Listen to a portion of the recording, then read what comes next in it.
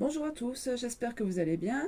Aujourd'hui, je vous retrouve pour le tirage des béliers, donc pour la nouvelle lune en bélier justement, donc pour la seconde fois de l'année. Alors, j'ai préparé le tirage à l'avance. Alors, en état d'esprit général, pour vous les béliers, on avait la force,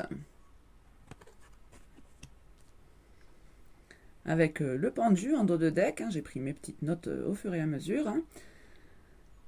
Donc ici, vous faites preuve de courage, de patience, face à une situation dans laquelle vous vous sentez peut-être impuissant, coincé, une situation qui prend du temps peut-être. Alors, un problème que vous pourriez éventuellement rencontrer, nous avions la justice, avec encore le pendu en dos de deck. Donc ici, vous êtes peut-être dans l'attente d'une décision de justice à proprement dit, ou peut-être que vous êtes juste face à un choix, hein, qui ne dépend d'ailleurs peut-être pas de vous. Parce qu'on a quand même encore cette notion avec le pendu, peut-être de lien de dépendance affective, au contraire de sacrifice par rapport aux autres. On a aussi cette idée de révélation, hein, avec à la fois la justice et le pendu. Alors en force qui va vous aider pendant cette période, eh bien, nous avons le pendu, avec les amoureux en dos de deck. Donc avec le pendu, peut-être regarder les choses sous un autre angle, essayer d'aborder les choses différemment. On a peut-être deux options ici, hein, qui s'offrent à vous avec les amoureux, donc, hein. Alors sur ce que la situation va vous apprendre ou vous faire comprendre, on a le fou. Alors ici, peut-être plus de spontanéité, de légèreté, être plus insouciant, moins enfermé dans les blocages qu'on avait peut-être avec cette idée de pendu. On avait quand même la papesse en dos de deck, hein, je vois, donc peut-être la papesse, comme elle représente plutôt la sagesse, la discrétion, peut-être plutôt au contraire ne pas agir sur un coup de tête ici avec le fou. Alors la bonne surprise, le soleil.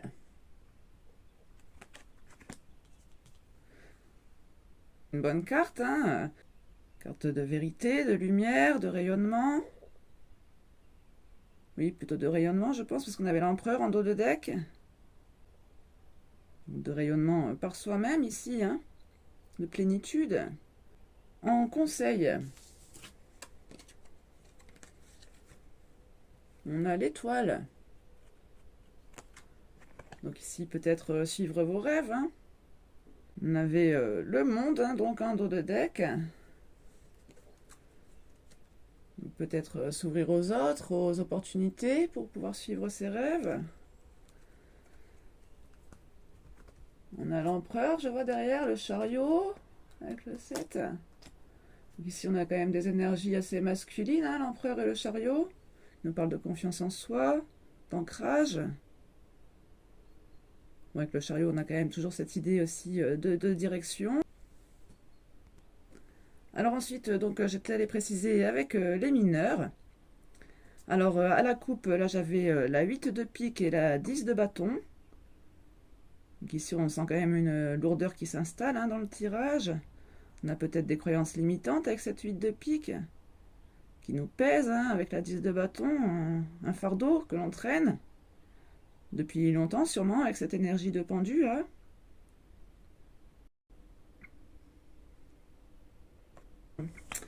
La force sur votre état d'esprit général. On a la 5 de bâton.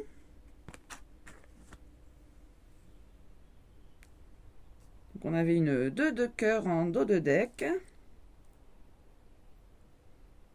Donc ici on sent une lutte, hein. Peut-être que vous vous battez ici pour vous réunir avec la personne de votre cœur, avec cette 2 de cœur. Peut-être une jalousie, une rivalité aussi. Alors sur la justice, une 9 de cœur. Donc ici peut-être que vous avez justement cette envie de partager des moments de complicité avec votre autre, que vous êtes peut-être en séparation, que vous ne pouvez peut-être pas, que vous êtes peut-être empêché, bloqué, hein, avec cette énergie de pendu toujours en tête que j'ai là. Donc ici peut-être que c'est ça qui vous perturbe, qui vous met en déséquilibre, hein, vu que on avait quand même cette justice en problème. Ah, tiens, ici je n'ai pas noté le dos de deck, bon tant pis. Alors sur ce fameux pendu, ah bah tiens, on en avait deux. Ah oui, c'est vrai qu'à partir de là, j'avais eu 2 cartes pour tout le reste. Alors, on a la dame de trèfle et la 8 de pique. Dame de trèfle, 8 de pique. Donc ici, peut-être que vous reprenez votre pouvoir, votre féminité. Ce sera votre force, on vous dit. Hein. Donc votre confiance en vous, vos passions peut-être aussi. Hein. Tout ce côté féminin, que vous soyez homme ou femme, hein, ça, peu importe. Hein, que vous refoulez peut-être... enfin, pas refoulé, mais qui est en attente à cause de ses croyances limitantes peut-être, avec cette 8 de pique là. Alors sur le fou, donc 2 cartes aussi, la 9 de trèfle et la 2 de trèfle, pardon. Donc ici oui, on a peut-être cette idée de regarder les nouveaux horizons, les nouveaux champs des possibles avec ces 2 cartes ensemble là. Avec le fou, on a aussi cette idée de départ, hein, de changer totalement de cap. L'idée du coup de tête quand même qui revient hein, là. Donc on avait ça en apprentissage, en leçon à retenir. Donc on avait quand même la papesse en dos de deck tout à l'heure. Donc on peut nous parler peut-être plus de sagesse, d'intuition.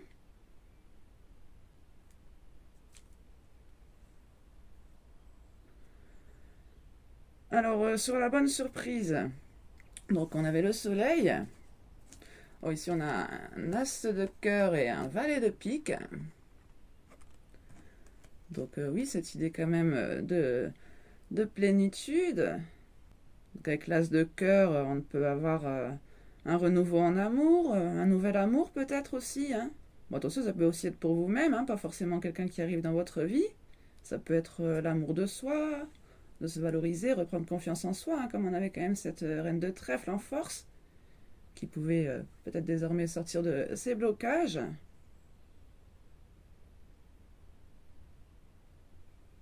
Le valet de pique, il ose quand même, hein, il dit aussi les choses. Peut-être maladroitement aussi parfois. Sur le soleil, c'était donc on a quand même aussi cette idée de révélation, d'éclaircissement. L'as de cœur, il peut aussi nous parler d'ouverture d'esprit, de sensibilité. Ouverture d'esprit avec ce page d'épée aussi, ce fou, oui, je pense que c'est ça, vous aviez le soleil.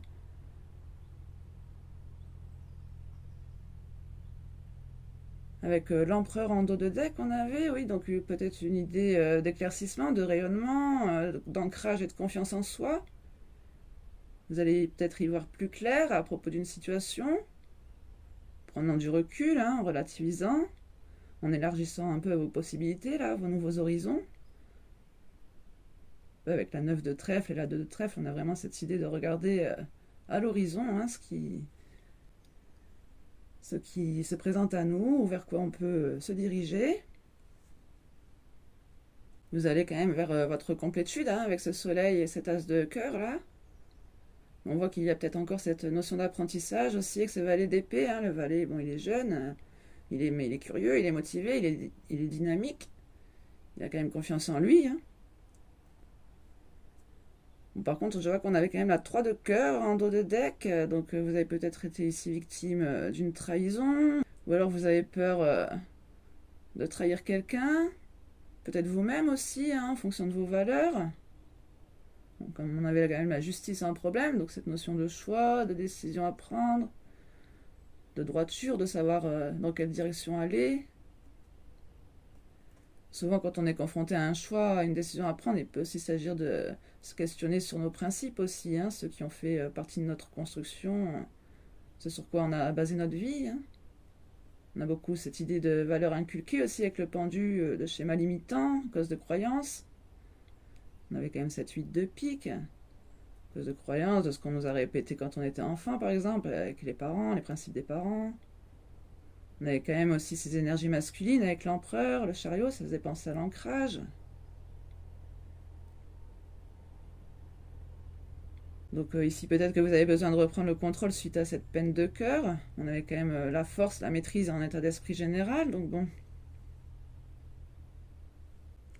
Et alors, en conseil, donc sur l'étoile, et on avait donc le monde en dos de deck. Ici, on a l'as de trèfle et la dame de cœur. Bon, ici, l'as de trèfle nous parle quand même de réussite, hein, de chance. Et la dame de cœur nous parle aussi de complétude. Hein. Ici, on avait quand même l'étoile, hein, suivre vos rêves. On avait le monde en dos de deck, donc peut-être suivre vos rêves en s'ouvrant aux autres, on avait dit. Peut-être aussi faire attention à ce que vos rêves soient atteignables. Hein, l'étoile avec le monde, peut-être que vous vous éparpillez un petit peu. Quand même, on avait le fou aussi en apprentissage, hein, donc ça peut aussi être ça. Hein, le fou, c'est quand même quelqu'un qui s'égare facilement. Ici, peut-être que vous faites un peu trop de choses en même temps, que vous êtes un peu trop rêveur. Vous n'allez peut-être pas forcément au bout des choses, parce que vous passez peut-être trop facilement du coq à l'âne. Mais je ne pense pas ici, hein, ça doit plutôt être le monde dans le sens de la plénitude, et l'étoile dans le sens de l'espoir, la chance. Vous avez l'as de trèfle, la dame de cœur, donc je pense que vous pouvez croire plutôt en votre réussite, en quelque chose qui vous anime, qui vous épanouit, qui vous comble, hein, qui vous fait sentir bien avec cette dame de cœur, en paix avec elle-même, en complétude.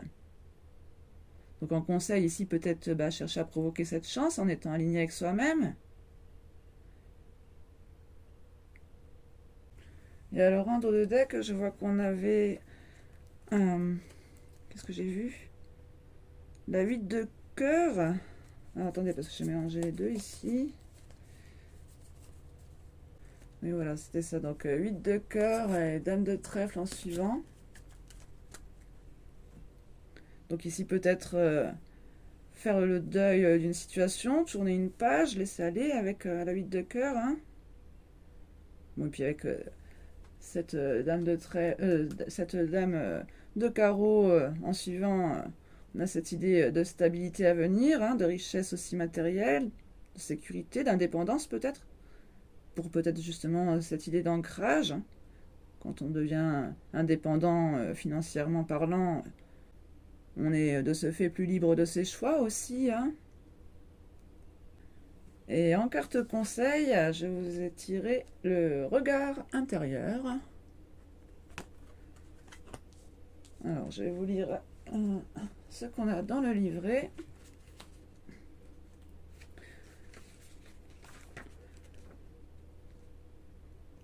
Je cherche encore trop souvent à analyser les pensées qui viennent à moi. J'y accorde de l'importance en essayant de résoudre mes tracas du quotidien ou des situations plus complexes qui m'empêchent de vivre plus sereinement. Je sais que j'ai besoin de me détacher du mental pour lâcher prise. Oui, c'est cette force avec cette 5 de bâton, hein, un conflit ici où on essaye de reprendre son pouvoir, sa force de caractère, d'avoir les idées claires, avec sérénité justement. Hein. Alors, grâce à la méditation, je suis capable de porter mon attention sur mon être intérieur. J'apprends à découvrir un autre aspect de moi. Je me suis détachée de mon corps et je deviens un ou une observatrice, observateur, spectateur, spectatrice de mon mental, ce qui m'amène à regarder mes pensées d'une autre manière, sans essayer de les analyser ou de les juger. Oui, c'est ce pendu. Regardez vos pensées sous un autre angle. Hein. Qu'est-ce qu'on avait en dos de deck? La sagesse, c'est bien ce qui me semblait, oui. La sagesse en dos de deck. Donc on retrouve cette papesse qu'on avait sur le fou ici. Hein. Qu'est-ce qu'on dit dans le livret? Oh, attendez, j'ai oublié de vous lire la piste de réflexion aussi sur le regard intérieur. Comment puis-je développer ma concentration? Quels sont les détails dont je souhaite me détacher qui troublent mon regard? Oui, c'est cette sensation de brouillard ici qu'on avait hein, sur les nouveaux horizons. Alors, donc sur la sagesse, je sais que j'ai encore beaucoup à apprendre dans ce monde et il m'arrive de manquer de réflexion. Je suis souvent trop spontanée. Ah, donc c'est bien ça, ce fou, hein. Peut-être trop de spontanéité chez vous. En même temps, vous êtes des béliers, hein, un peu fonceurs aussi. Hein. Et cela me cause parfois des torts. Je n'apprends pas toujours des leçons que je reçois.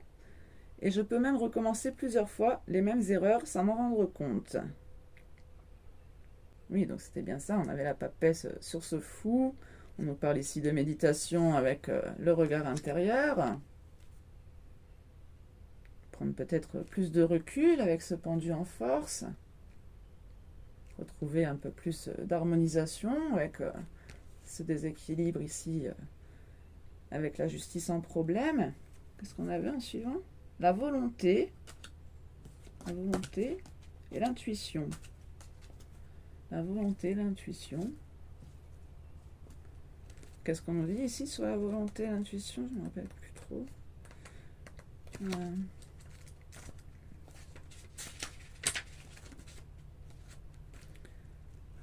La volonté, on nous parle de ne pas arriver au bout de ses projets. C'était peut-être justement ce fou ici qui ne concrétisait pas avec ce monde qui s'éparpillait.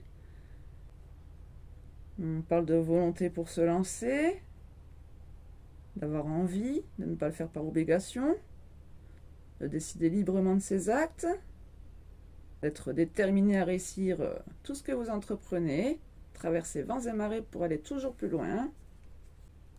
La volonté et quoi j'ai dit après? L'intuition. Bon bah l'intuition, oui, va vous faire aussi peut-être plus confiance.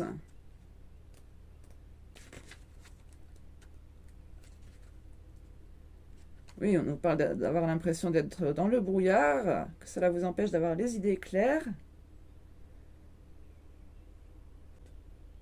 Vous pouvez avoir confiance en votre intuition, au message que vous recevez.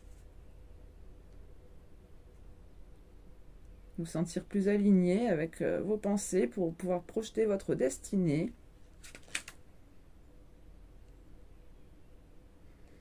Comment me reconnecter à mon intuition? De quoi puis-je me libérer pour réussir à me sentir plus conscient de ce qui m'entoure?